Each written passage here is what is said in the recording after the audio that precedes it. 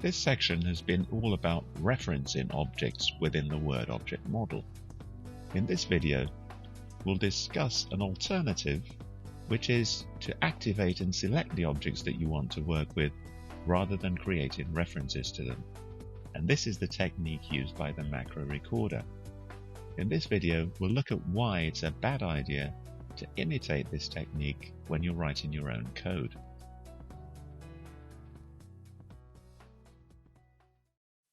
So for this example, let's go into the exercises folder, into the section 6 folder, and let's open up the Word file, the tables file that we worked with earlier. So here we've got the result of running our last macro. Let's go into Developer. And the macro I want to focus on is referencing objects. So here we want to manipulate two types of object. We want to, first of all, ensure that we're working with a specific document. And we do this by setting a reference to it inside an object variable. And in general, this is the most efficient way of manipulating specific objects. You create a reference to them, and then you can manipulate them to your heart's content. Similarly, when we want to work with the tables within that document, what we're interested in doing is modifying the tables. So we create a range object, and we populate this range object with a reference to the first cell of the first table that we manipulate inside our loop. We can then use the text property of the range object and the next method of the range object to efficiently target each cell on the second row of each table and modify the text inside that cell. The main thing that makes this approach so efficient is the fact that at no time do you have to activate the document that you want to work in, and at no time do you actually have to select any of the cells inside of which you're inserting your text. So when you write code, this is the most efficient way of styling it. You target the elements that you want to modify or manipulate, but you never activate or select them.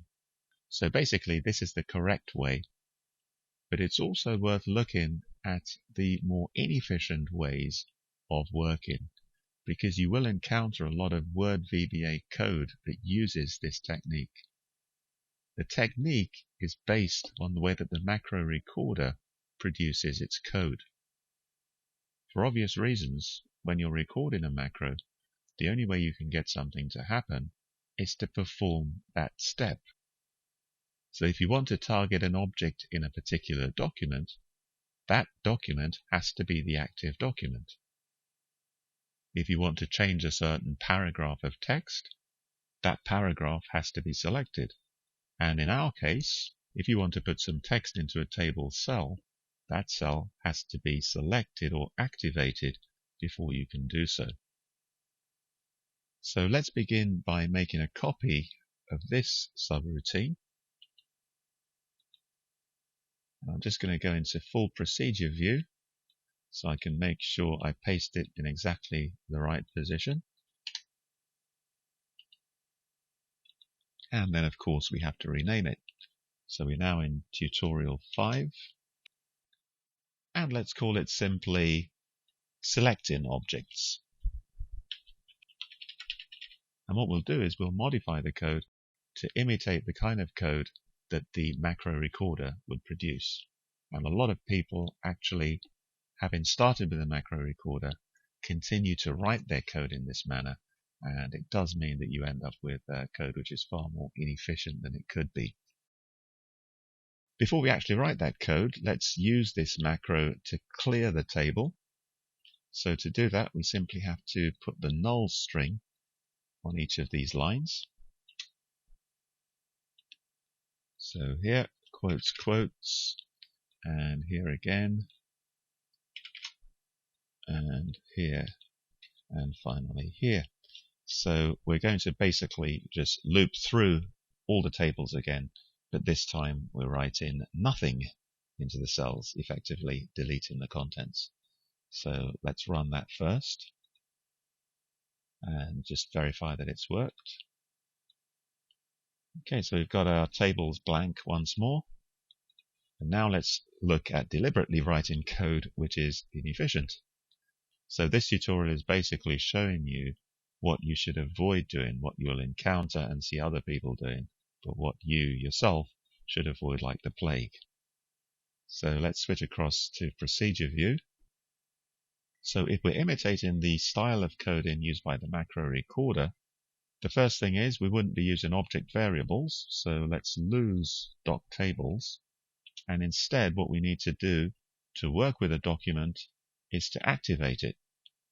So here, this assignment statement would go, and having identified the document that we want, we would then use .activate. And thereafter, anytime we want to refer to that document, we would use active document. In the same way, we wouldn't have a range object,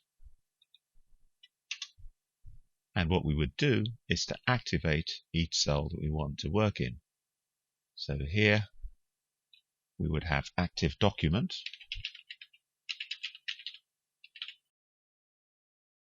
and then here cells1.select.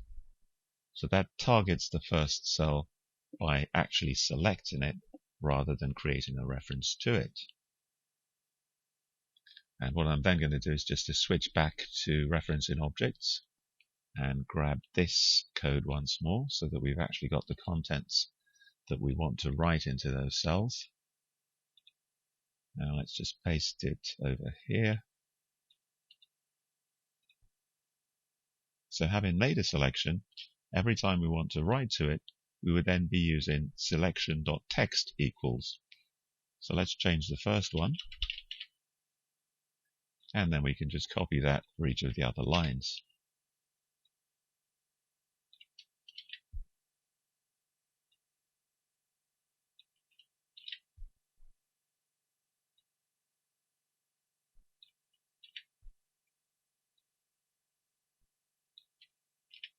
So as it stands, of course, the only cell that we've selected is the first cell on the second row of each table.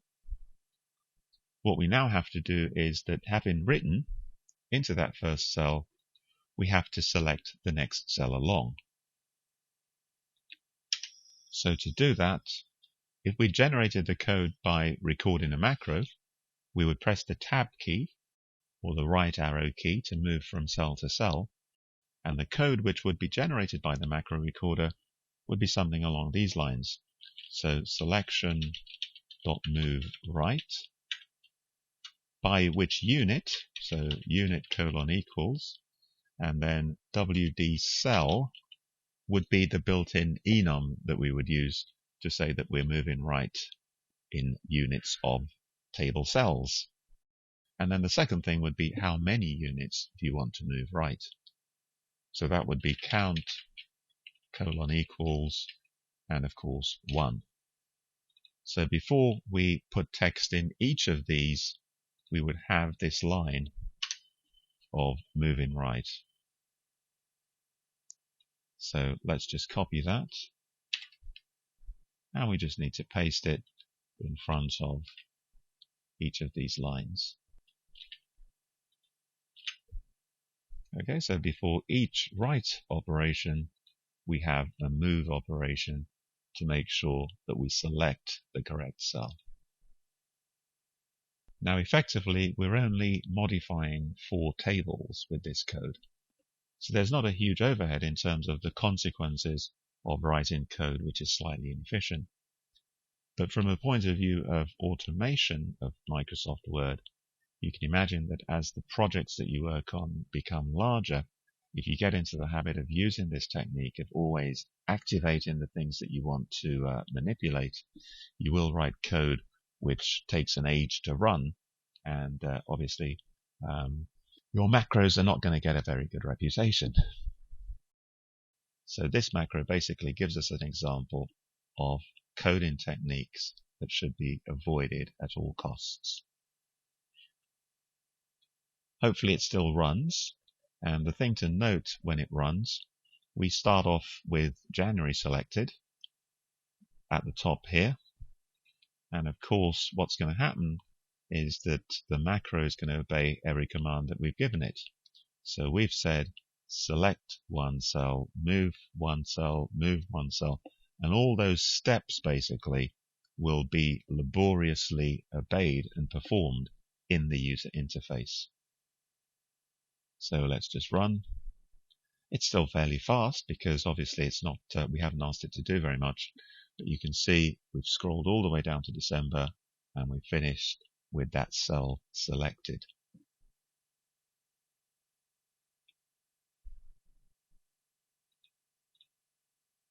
Throughout the course, we'll be using object variables to create references to all of the objects that we want to manipulate. So this video basically is just to show you a couple of techniques which you will see as alternative methods to the methods that we're using in these tutorials, but I just want to explain to you why we're not using them and why I think you should try and avoid them.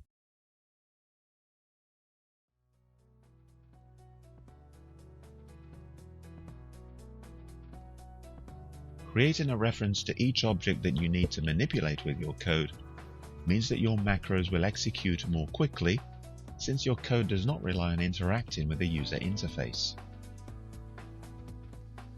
Instead of selecting or activating an object with your code, it is more efficient to create a reference to it using an object variable.